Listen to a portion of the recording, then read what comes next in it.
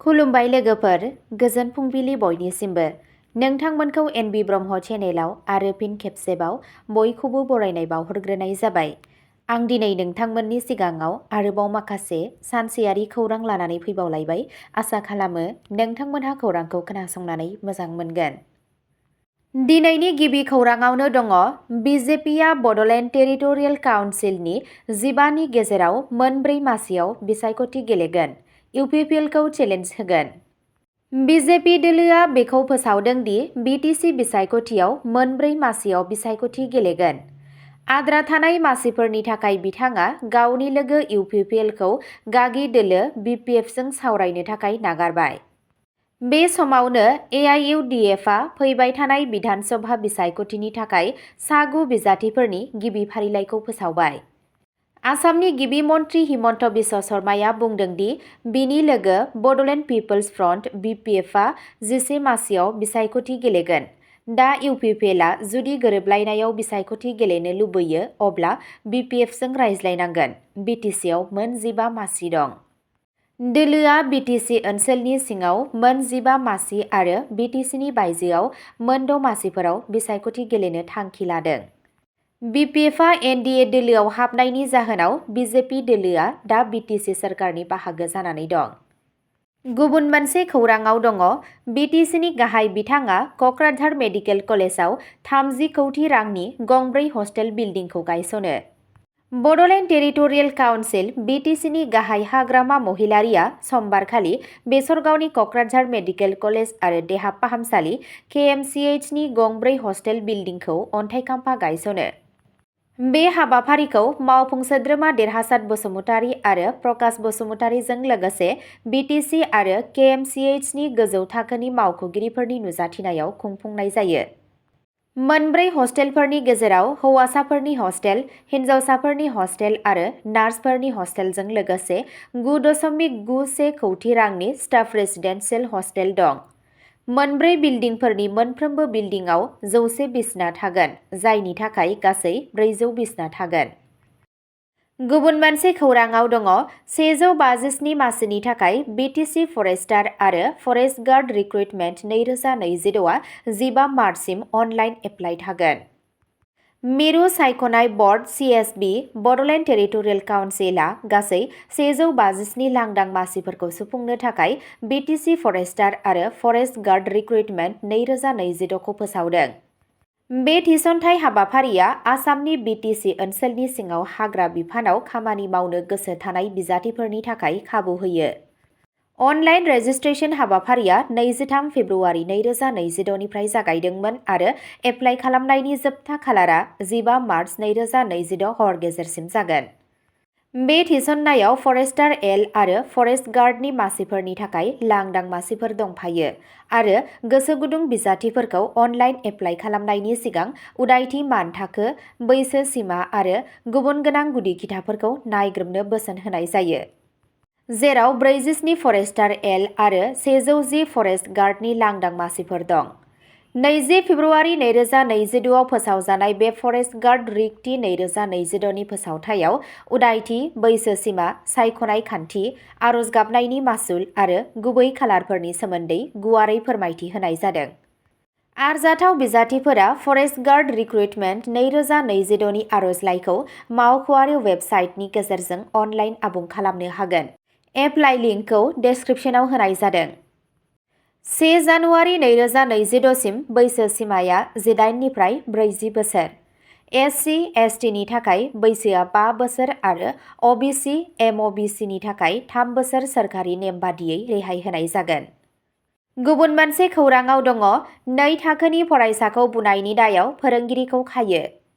आसामनि चराइदेव जिल्लानि सापेखाथिनिफ्राय सासे फोरोंगिरिनि सायाव इनाय खालामनायनि मोनसे सोमोनांथाव जाथाय सोराङाव फैदों।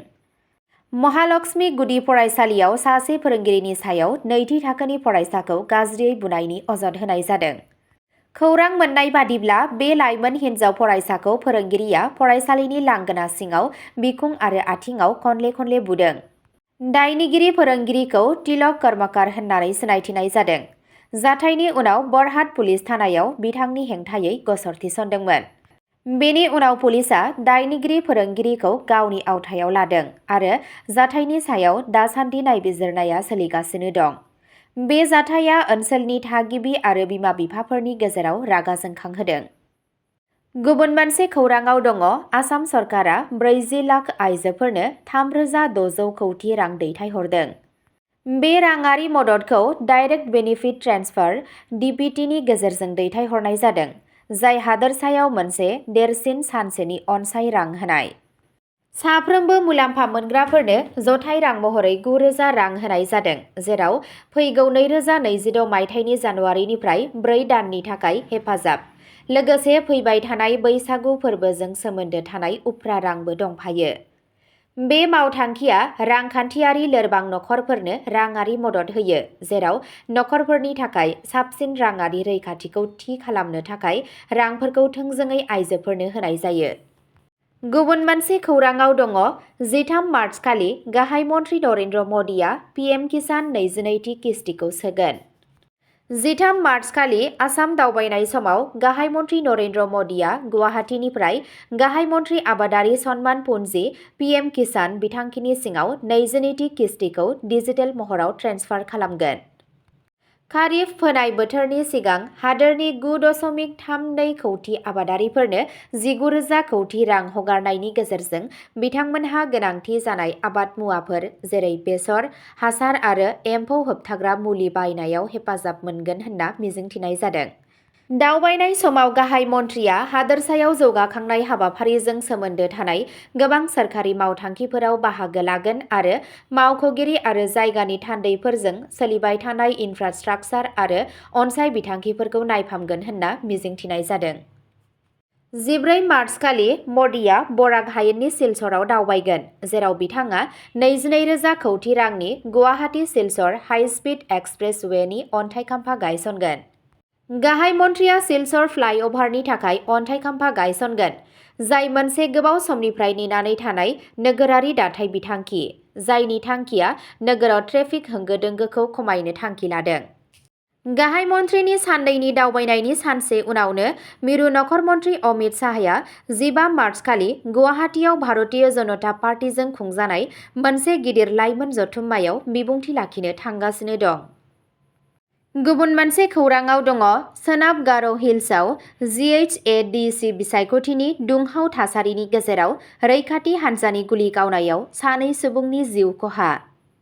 गार' हिल्स गावखुंथाय जिल्ला गौथुमनि बिसायख'थिनि थाखाय मुं थिसननायखौ लानानै दुंहाव थासारि सोमजिनायनि गेजेरावनो मेघालयनि सोनाब गार' हिल्स जिल्लायाव मंगलबारखालि मोनसे हिंसायारि सुबुं थुबुर होंगो-दोंगोखौ होखारनो थाखाय रैखाथि हान्जानि गुलि गावनायाव 2 सुबुंनि जिउ खहा जायो। मोनसे खौरां एजेन्सिनि बादिब्ला सोनाब गार' हिल्सनि पुलिस सुपारिन्टेन्डेन्ट आब्राहिम टी सांमा बिथाङा बुङो दि बे जाथाया चिबिनां ओनसोलाव ट्राइबेल आरो ट्राइबेल नङै हान्जाफोरनि गेजेराव जानाय दाङाबाजिनि उनाव जादों।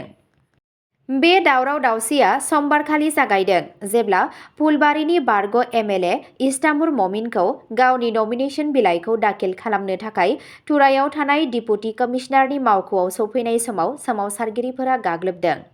सोमावसारगिरिफोरा दाबि खालामगासिनो दंमोन दि ट्राइबेल नङै सुबुंफोरा जिएचएडीसीनि बिसायख'थियाव बाहागो लानो नाङा एबा बाहागो लानो मोना। अब्ला दिनैनि खौराङा बेखिनियावनो जोबबाय। नोंथांमोनहा सानफ्रोमबो फुंबिलि समाव बेबादिनो गोदान खौरांनि आपडेट मोननो थाखाय चेनेलखौ साबस्क्राइब खालामनानै लादो आरो खौरांखौ खोनासंनानै मोजां मोनदोंब्ला अन्नानै लाइक, शेयार आरो कमेन्टबो खालामनानै होलांब्लानो जाबाय। गोजोन्थों।